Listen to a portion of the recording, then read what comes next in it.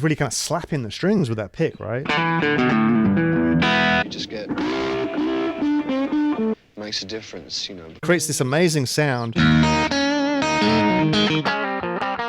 So you know when you hear B.B. King or Stevie Ray Vaughan play a single note, you can instantly recognize them.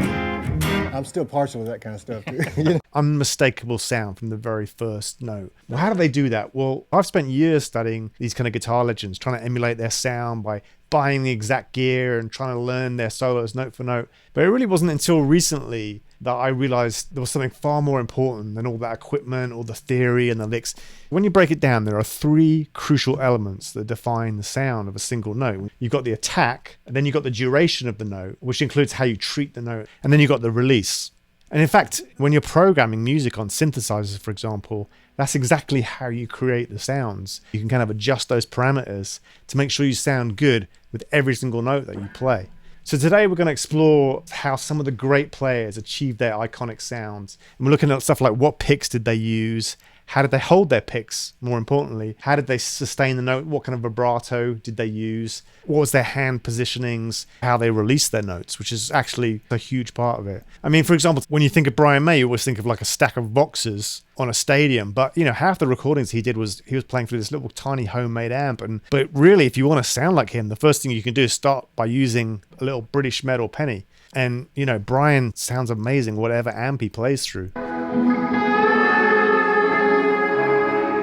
Okay, let's start with the venerable Stevie Ray Vaughan. One of the real keys to his playing was his attack. Stevie had this amazing attack, and he actually used a medium gauge Fender celluloid pick, which is a really important part of the sound because, for example, the difference between a nylon pick, like this is a real thick nylon, it's kind of a heavy nylon pick, and this is a celluloid pick. And the difference between those two picks is really, really a world of difference. Like the celluloid pick's going to give you a lot more pick sound, and it's going to give you a lot more of a percussive sound. It gives you a lot more of a percussive and kind of plucky sound. Whereas when you use a heavy nylon pick, you hear much more of the sound of the string.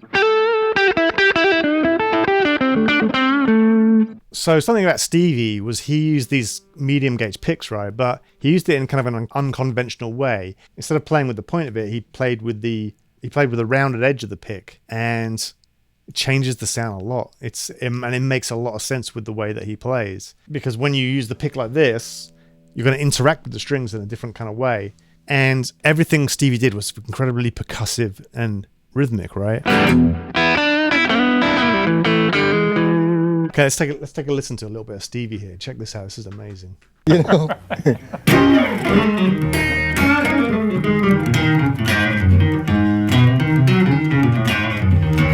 So you can really see how he's using the pick there. He's really kind of slapping the strings with that pick, right? Let me change guitars real quick. To get the authentic Stevie sound, you don't need to do this, but it really helps to tune down a half step. So you can hear he's really kind of digging in, right? So one of the things is when he plays, he's almost playing using kind of like rest strokes. So like on a classical guitar or on a bass guitar as well, when you strike a string, you pluck it, and then the finger has this real strong connection with the string because you kind of pluck down and you hit the adjacent string below. So it creates this really strong, very toneful sound. And Stevie's kind of doing the opposite of that, where he's playing with a downstroke and the pick is landing on the next string. So it creates this amazing sound.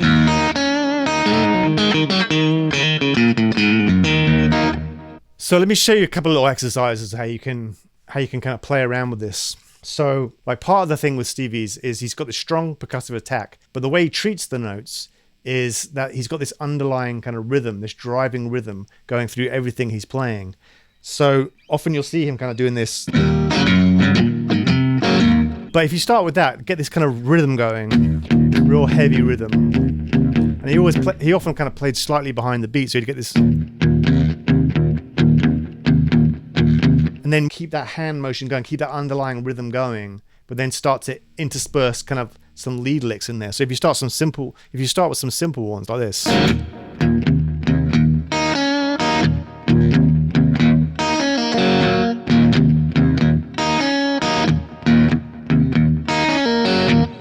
And then if you look at that lick he was just playing there, there's melodies within melodies, right? And Stevie Ray plays with a very ornamented style. But underneath that is kind of like this.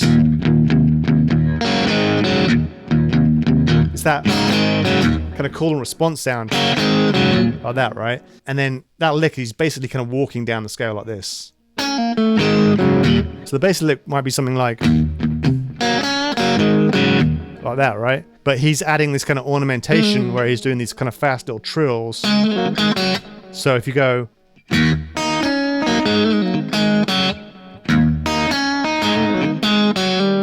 that kind of thing. So basically what he's doing there is he's starting with that kind of percussive attack, that rest stroke on that third fret there, and then going to the second fret of the third string, and then you do this little kind of trill slide. So you slide up and back down, and then you flat your finger. So it's that's a great little lick to practice. And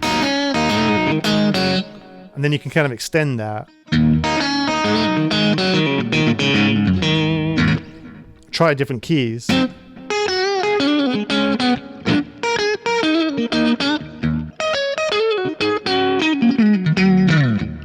So to try playing along with that basic boogie woogie and then putting in these little melodies, keeping that rhythm going.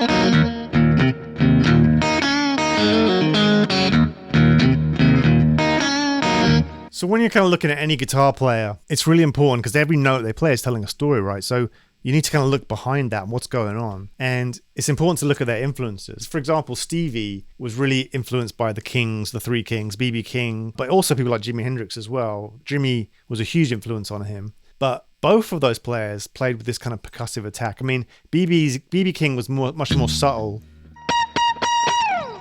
But he played so dynamically and so expressively. And Stevie really mirrored that energy.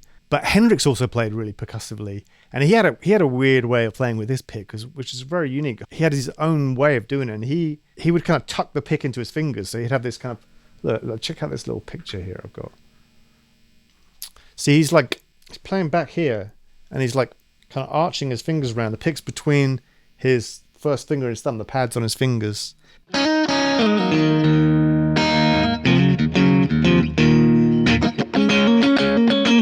He would play really percussively with this kind of R&B style rhythm. But he would have the pick kind of tucked in, and that creates this kind of muted, harmonic-y kind of cool sound. It increases the complexity of the sound. So if you take something like Little Wing, he's kind of tucking the pick in like this. But if you look how Stevie played that same song, he'd keep that swing going.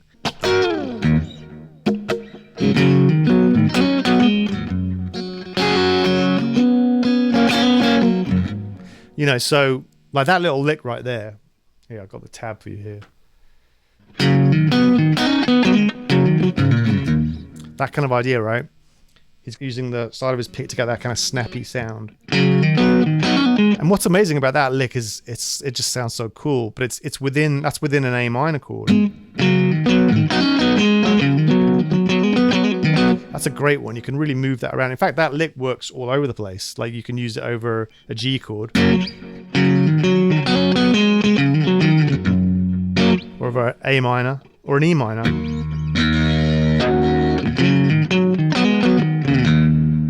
or a C, or a D. You know, so it's the rhythm there. It's that.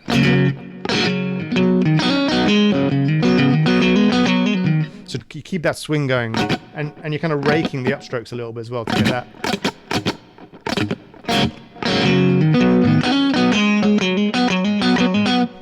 And when you do that kind of rest stroke, that little snap, it really makes those notes kind of jump out and gives you that amazing tone. So both Jimmy and Stevie had this way of playing rhythm and lead at the same time, and that's one of the things you can do with your playing is like lock into that rhythm and have that underlying rhythm going throughout your playing. Okay, so next let's take a look at Clapton. I'm going to move back to the other guitar here real quick. So Clapton used a heavier pick, right? So I'm going to use this is a nylon one, this is a Jazz 3. And this allows for a very expressive sound, but you get less of that pick noise. It gives you almost more of that kind of like violin tone where you're not hearing so much of the pluck. You're hearing more of the sound of the note and the string. Like, check this out. This is amazing. I love watching this Clapton play back in the Cream You get era. a completely different sound. You know, you just get... And you get it very, very thin. Just find it. Like Watch this. This is incredible. It's what you play when you've done that. Makes a difference, you know. Isn't that incredible? Just the way he gets that sound there, and you can see he's playing, unlike Stevie or Jimmy, he's playing very precisely, and he's got the pick kind of tucked in. So he's doing that same thing, similar to Hendrix there, where he's kind of almost muting the strings with his finger a little bit.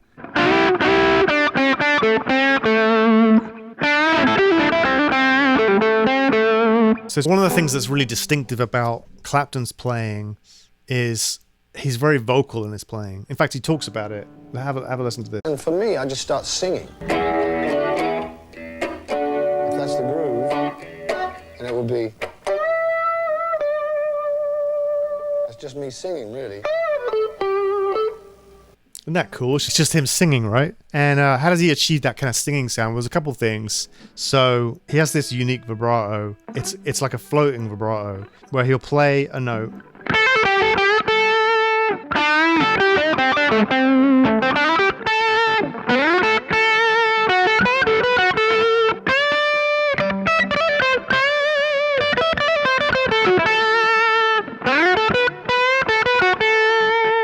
Okay, so his vibrato.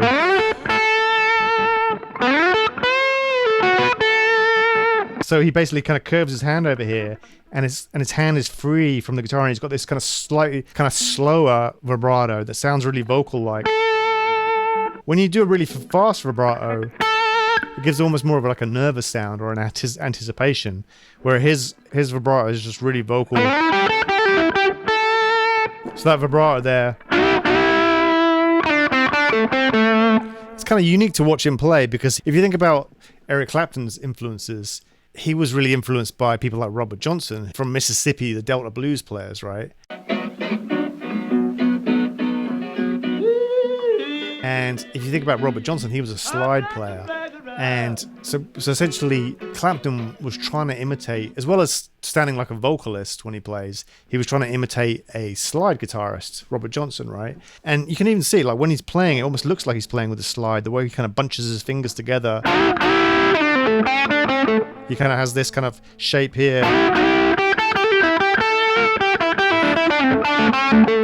And it kind of ties his hand together in this little shape, and it keeps all the notes blended together. Like Clapton talks about how to sound like rock and roll or blues, you almost have to be playing two notes at once. Like if you're playing just single notes, it doesn't sound like rock and roll or blues. But when you're playing those double notes, you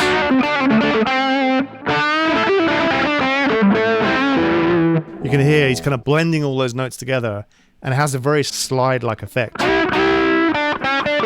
A lot of times you'll hear him play this effect where whenever he hits the minor third, in a blues scale, the minor third would be this note here. Whenever he hits that note, he almost always treats it with a slight bend. And that sounds really fantastic. And the way you do that is you hit the note, and then when you do the release on the note, you push up. So it sounds like this. And it gives it that kind of almost harmonica or slide-like effect.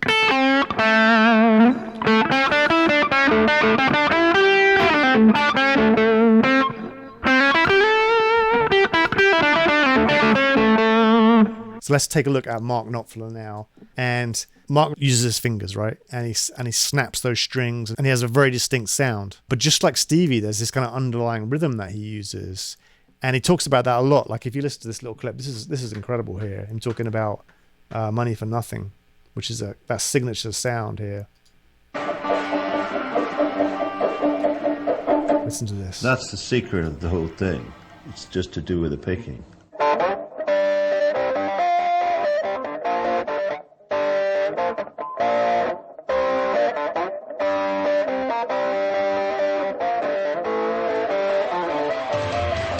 What it is, right, is Chet Atkins. So he's using this sound like...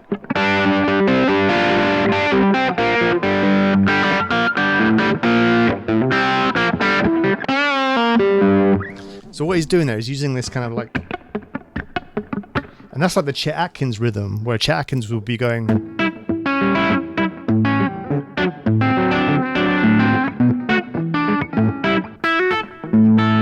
So he's got this, right? And you can hear him, like, for example, when he's playing the basic boogie, it's just got this fantastic sound because it's got that underlying rhythm. Really punctuated, but it's got that underlying, and you hear that all over the place in his playing, you know, like even something like Sultans of Swing.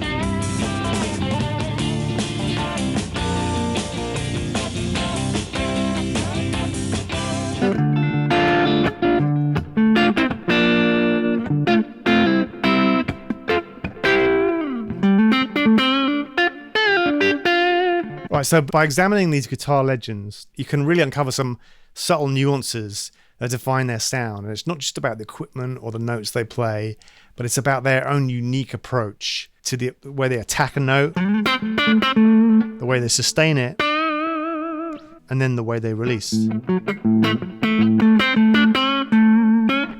it's about their influences, the stuff behind those notes, their personal techniques, and how they create that signature sound. It's instantly recognizable. So grab your guitar and experiment with these techniques and see how you can develop your own signature sound.